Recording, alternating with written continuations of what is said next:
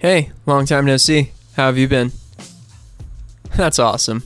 I've been so incredibly busy, but in short, I moved, got that promotion at work, started a new existential crisis, got the desperately needed PC for all of this, repaired holes in the walls at the old place, and now after weeks of hard work and labor, I finally get to start doing what I love again. Sitting here, talking to you. Without further gesture jeer, I would like to welcome you to my video, Are We Falling? Take 'em away, Johnny.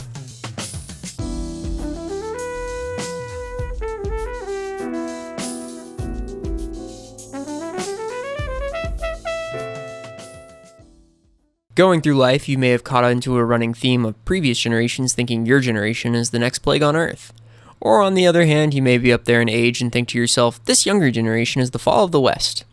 Either way, evidence shows that this has been one of the longest running inside jokes for humanity, even going so far back to date to the 4th century BC. You're more likely to hear this in the real world through examples of, well, my generation never had, or my generation had it worst. Sure, this argument held up when your grandpa was born in the 1800s and you were born in the early 1900s, but not really. I particularly find this excerpt from Time Magazine's 2001 article, Proceed with Caution, to be both strikingly present and somehow quite distant. They have trouble making decisions. They would rather hike in the Himalayas than climb a corporate ladder. They have few heroes, no anthems, no style to call their own. They crave entertainment, but their attention span is as short as one zap of a TV dial. Little did they know, live television would phase out for something much worse. But in the end, the message, I understand from this quote, is, oh geez, the young people don't want to spend the best years of their lives in some bullshit office job like me. Egats! However, I will say the tidbit about the attention spans being short is pretty agreeable. The point being made by previous generations still fall flat if the only point that's queued up is attention span. Furthering on this whole shebang, the addition of running water and electricity does make a stronger case than, let's say, a cell phone versus a slightly smaller cell phone, but then big cell phones again when it comes to generational benefits. There's a lot of skill that goes into using hand saws, manual saws that require repeated motion. It takes practice to master the ability to cut wood in a straight line with a right angle bevel. You could spend what is arguably hours learning this skill, or you could just get a power saw and bingo bango. You've got a superior end product without the hours of required training. There's this Irish lad, Pint o' Plain, who does traditional woodworking without power tools.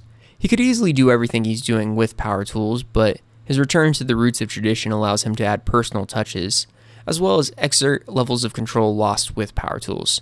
And it's all about the linseed oil. It's because we have power tools that make this exhibit of artisanry really shine, but at one point in time, Uncle Seamus was judging the woodworkers who were using the exact same tools he's using now, which are considered outdated.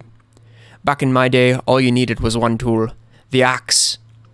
Nevertheless, this does raise the question, are we falling as a global society? Short answer, nah. Long answer, we're always falling. It's about how cool you look doing it. In this video, I'll be examining what life was like in days past as a means to truly dig deep. We'll be examining first-hand accounts, famous media, and scientific research just to get to the bottom of this whole generational gap thing. I was born in 1990X. I am of the current age, mid-20s, 24 to 26. At this current point in time, the people younger than myself are A, young adults, or B, literal children. Going with what I see so far, I can't really judge my fellow youth on a generational level from the outside. They seem okay, I guess. What I do know, however, is that I always felt like I was born in a good time to be alive.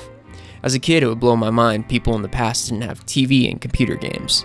Now, as an adult, I've come to terms with the course of human history, and more so focus on the fact that people would get sick with a common cold and be dead a week later. Or maybe the fact that there were countless lifetimes dedicated purely to farming. All this to say, are people really getting weaker from back then, or do we just not die as much? To first solve this little riddle, we return to the 4th century BC, where we got our first documented shit talker. 400 years before the birth of Jesus Christo, there was this little civilization kind of called the Greater Greek-Roman world. You may have heard of it. This particular century would mark the height of this vast empire, and thusly a prosperous quality of life for the average person, relatively speaking. As we are as humans, if we see people enjoying their lives, there will always be those who wish to go and ruin it with a snide comment. Nobody ever just lets things lie. In this instance, it's safe to say that those from the 5th century BC thought that the newer generation would be spoiled by the luxuries of innovation. Innovations such as the building of Rome's first aqueduct, the specialization of sciences, and most notably, the donkey-powered mill. Today's youth will never understand the joys of cussing at your friend because they aren't pushing the mill as hard as you. Outrageous! I think there's certainly this disconnect between the fact that the previous generations are responsible for a large portion of the innovations that take place. Those same innovations or technological revolutions that were desired by that same group of people who now blames the object as a point of weakness for people in the future. The actions once vital are now obsolete, which kind of leaves a sore spot, relating back to the handsaw analogy. All this is great, but you're probably thinking to yourself, Rome did fall. The older generations were right. Well, yes and no. The Roman Empire roughly lasted 1,000 years, so Grandpa saying that this new Jesus kid is a little out there in year 0 has less credibility than Grandpa watching Rome burn in the year 476 AD. How did they get there? Was it truly the younger folks who caused this downfall of our great empire? Yes, and so was everyone else equally at fault. Rome is said to have fallen due to 3 main reasons: Germanic invaders, corruption, and in so many words, too many cultures were assimilated, and there were vast geographical, cultural differences that hadn't been fully integrated with Roman ideology. Basically, you got a divided house. Varying groups would have separate, sometimes conflicting goals, making everyone a tad rowdy. Crusader Kings 3 is a great example of this, and kind of shows how some pissant duke from the kingdom of Burgundy reasons to himself as why he can challenge the Tsar of the Holy Roman Empire for independence or whatever. Eventually, the empire would split, Rome, not the Holy Roman Empire, which would ultimately split eventually, in 2. The West would become a territory of divided states, which later would become the Holy Roman Empire with kingdoms like Germany, and the East would evolve into the Byzantine Empire.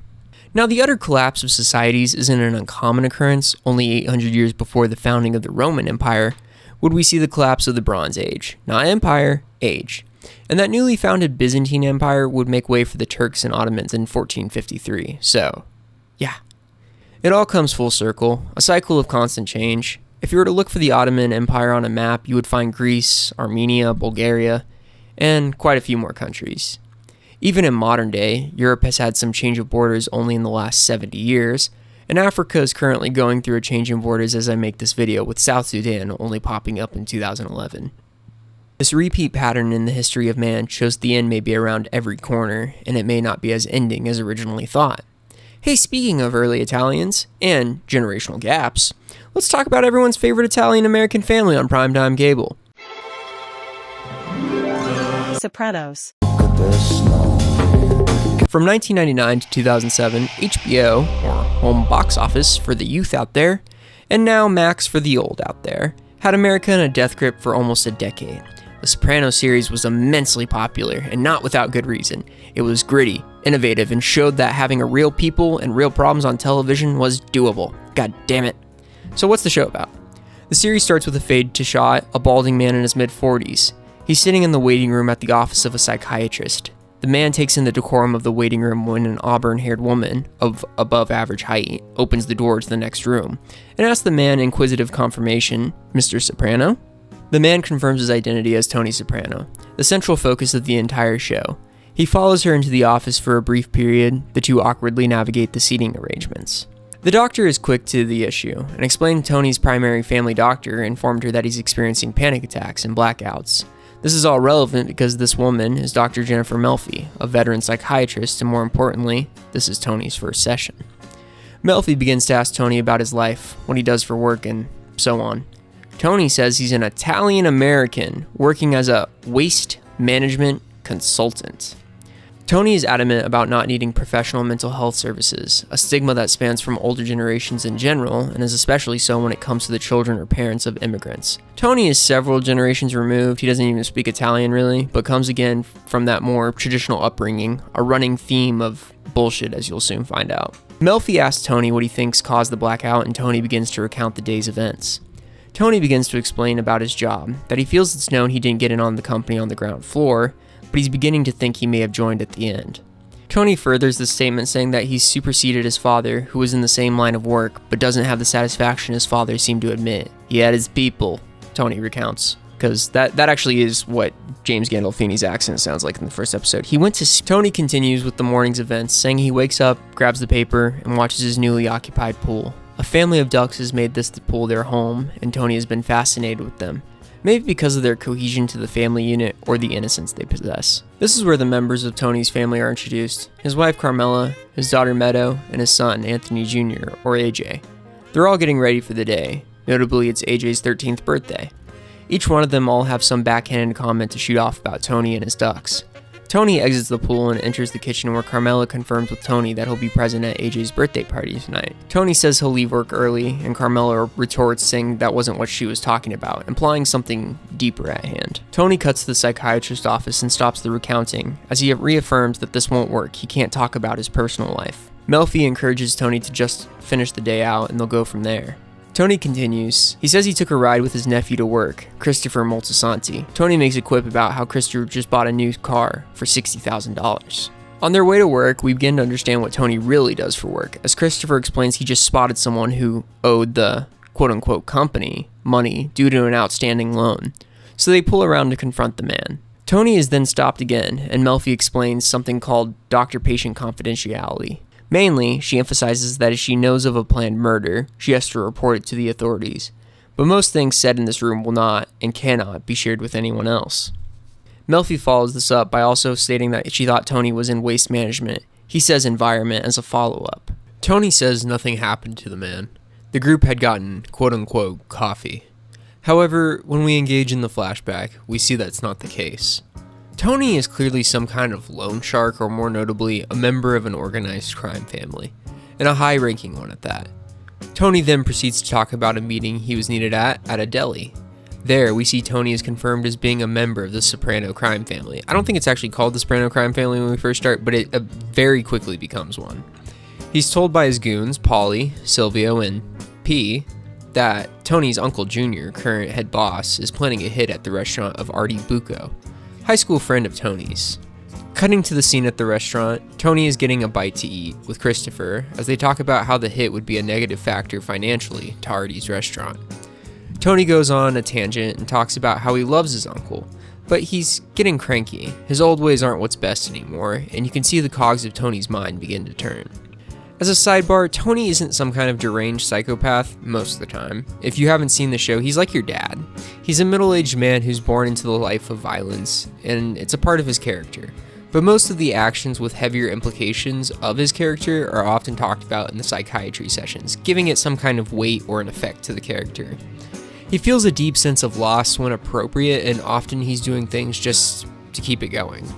So the idea of killing Junior is off the table for Tony. He's quick to cut people off, but he won't kill them even if they're family, pretty much. Tony leaves the restaurant and goes to see his mother, Olivia. She's terrible. Go watch the show for how terrible she is. It could fill out its own 30-minute video. Ultimately, however, Tony's empathetic side comes through, and he's brought her a CD player because he knows how much she loves music. His mother pretty much belittles Tony the entire time, saying how you shouldn't answer phones when it's dark outside and that Tony knows it all now. Tony wants to put his mom in a retirement community because she's letting herself rot pretty much as a shut-in, and mentions Uncle June's business with Artie, to which his mother responds that it's best to go with what Junior wants, as he knows how to run a business, and Tony wouldn't. As Tony leaves, he tells her about AJ's party and to bring her famous baked ziti. She says yes, but only if Tony facilitates her arrival because it's supposed to rain. She's like in her 60s, she's acting as if she's decrepit, which may be my generational gap showing, but she's definitely not in this kind of condition as she's like trying to portray. Tony goes back home to check on the party planning, where AJ gets a call that Grandma, Tony's mother, isn't coming anymore, to which then he drops the funniest line of the whole show. So what, no fucking ziti now? Tony starts the grill, where he's enjoying the scenery of his ducks, that is until they fly away. Tony says at first that his head felt as if it was full of ginger ale, then it all went black. After hospitalization, Tony has a series of tests done. Following the release from the hospital, Tony goes to see Junior about relocating the hit. Junior is quick to bring up familial ties and that he knows what he's doing. Tony may run North Jersey, but he doesn't run Junior. That he's been showing Tony the ropes since he was a kid. Back at home, Carmela is spending time with the priest who is at AJ's birthday. Watching a movie in the living room, the priest and Carmela hear noise from outside and find Meadow trying to sneak back into the house. This causes Carmela to tell her daughter that Meadow is no longer allowed to go to Aspen with her friend from the other morning.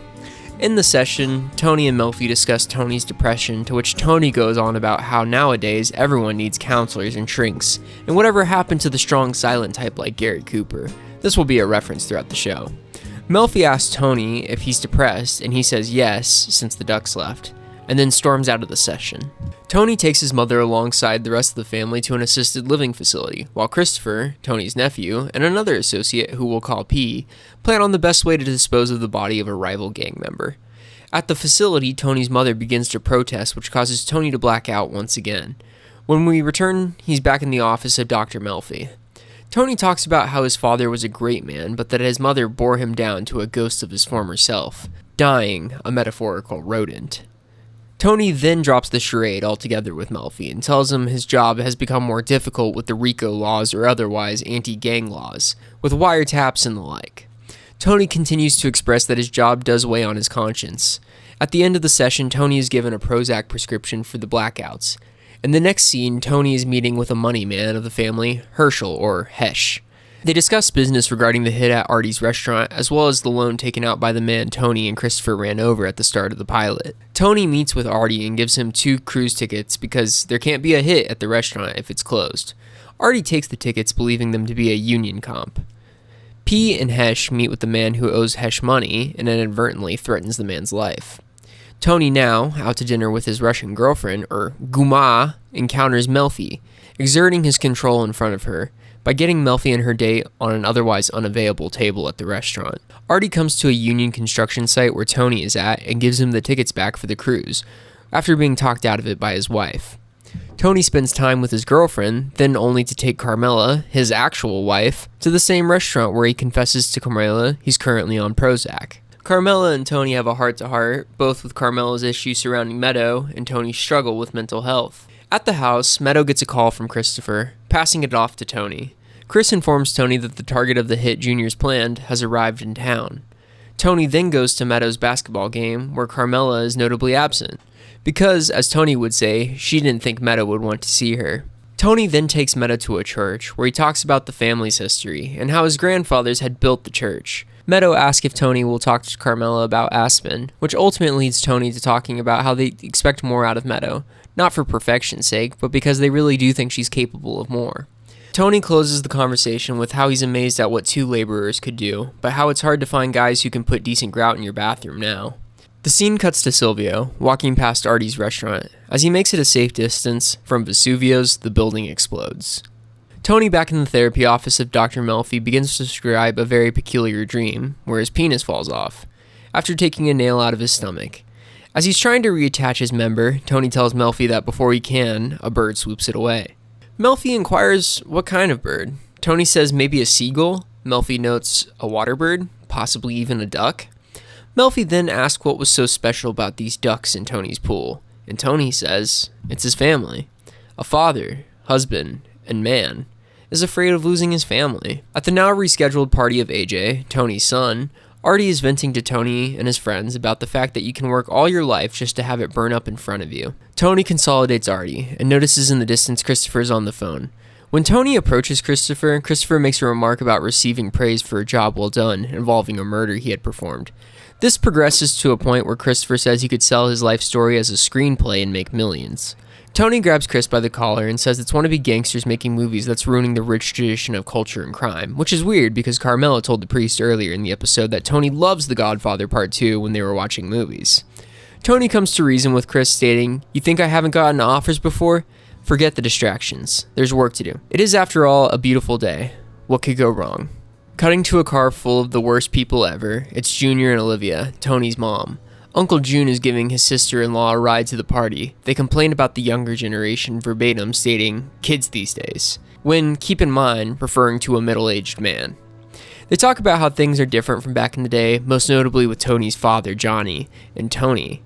Junior insinuates that Tony may need to be killed in the future, and Tony's mother has no response.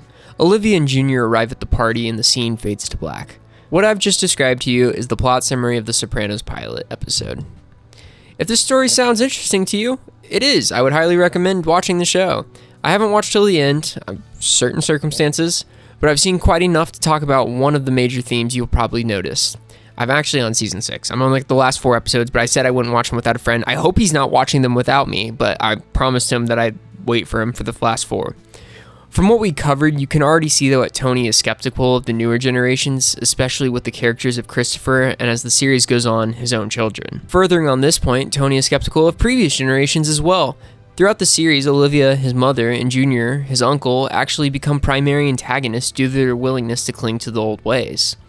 When taking a deeper look at the characters of Uncle June and Olivia, we can peel the layers back through certain dialogue that illustrates this isn't about tradition, it's about control. They put Tony's father on this pedestal, a peak icon, a man's man, because in short, he's dead. If Tony's dad had lived long enough, they would eventually have a negative thing to say about him too. But since he's preserved by death and the effect time has on memory, he's a saint. This treatment isn't exclusive to Tony, strictly, but it is the most extreme, with the pair escalating the conflict to attempted murder. We can see what I would call the bloody golden generation of June and Olivia's tendency to go against anyone who's not from their time. This is as immediate as the second episode. Christopher begins to make unsanctioned actions to bring in additional revenue, which catches the attention of Junior. Junior calls Chris a loose cannon, Chris pretty much calls Junior a dinosaur, and so on. Tony takes Christopher's side reluctantly, but has albeit a more compassionate outlook, but same speculative thoughts on younger generations, especially with Chris's choice in friends. Throughout the series, you can see the development of AJ and Meadow, and their relationship with the older generations as well. AJ becomes more socially aware of his place in the world while also gaining deeper insight into fields of philosophy, and even taking on nihilism for like a season, which then spans to become a lasting depression. During this time, he seeks answers from those around him for existential questions that have built up. Notably, he asks his father's friend, P's son, and his grandmother, Olivia. P explains at the batting cages that sometimes in life you have to do things that you don't want to. Junior in this case AJ, stumps him by asking why.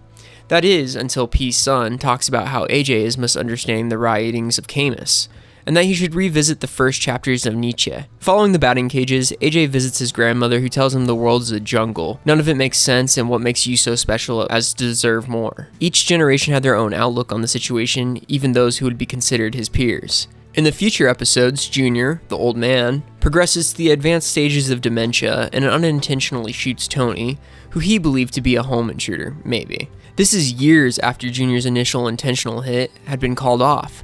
AJ, believing Junior to have made a genuine attempt on his father's life, heads to Junior's location with a knife seeking revenge.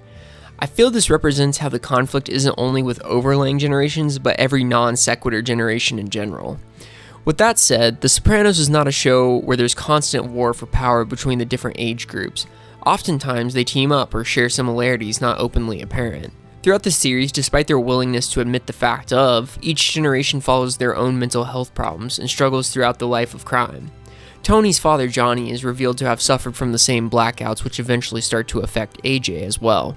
More importantly, they talk about depression, with Olivia being one of the most staunch deniers but suffers severely from the condition, expressing similar symptoms to Tony. Everyone becomes depressed and experiences a general disconnect from those around them.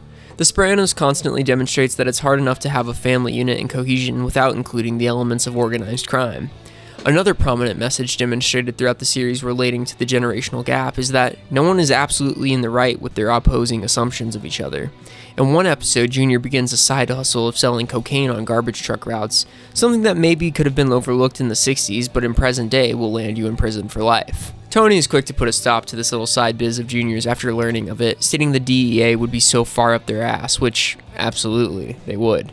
This example of being out of touch isn't limited to just Junior. Tony consistently shows his wisdom, but also his own display of ignorance when it comes to Christopher. Christopher shows an exceptional trait of ambition. He's constantly on the prowl for new relevant streams of income, and albeit they are a little misguided, Tony's guidance would excel in this facet of both men's lives. Adding a layer of forethought to each new revenue stream could turn them into a significant investment. When it comes to The Sopranos, it's what my girlfriend calls a drama, it's what I call a dark comedy, especially with the right crowd, minus a few episodes in particular. Overall, the running story revolves around a literal family, or a crime family. The plot is always focused on the interrelationship between the characters, though. Conflicts are often, never, natural disasters or even worldly problems. The cast of The Sopranos for the most part live in an isolated bubble of North Jersey and New York in the late 90s and early 2000s. This may also apply to your life as well if you live in like a community bubble. For example, there are references to 9/11 which oddly start popping up in 2007 for the show, But yeah, they don't really mention it during actual 2001. But the extent to which it affects the characters is limited to AJ at most, and his disillusion with the society could be a million other factors. Tony mentioned has a thing with terrorists, but he's not really clinging to that. He's super racist against black people though. This means that oftentimes characters need a complexity to them not often seen in other shows. Complexity such as the psychological layers, drug addiction, or multifaceted origins. Oftentimes, because of this need for depth, the actors don't feel like they're delivering great lines. It feels as though it's a fly-on-the-wall experience for the viewer. This is why I think the show is such a great pick for this example of this whole video. We focused on ancient Rome, and then I saw a quote from The Sopranos, and it made me think of this. It helps me illustrate the point that we're not necessarily falling as a people, but we certainly are changing. Through examination of the overlay of what I've brought to you today, I've come up with what I would call a valid takeaway. And that is, hear everyone out, even just a little bit. I've gathered this little message from the sheer fact that yes, we've had a few setbacks to where we are now, but the desire for growth and progress has never faded. Collapse all we want, but it's never the end. Listen to the old folks, listen to the young folks. Despite our apparent separation from one another, we're all in this together. If you enjoyed this video, I really appreciate it. It's good to be back. Had a lot going on, yeah, you know how it is. But yeah, I hope this video turned out good. Yeah, I love you guys. Bye. Like and subscribe. I have merch. Buy shit.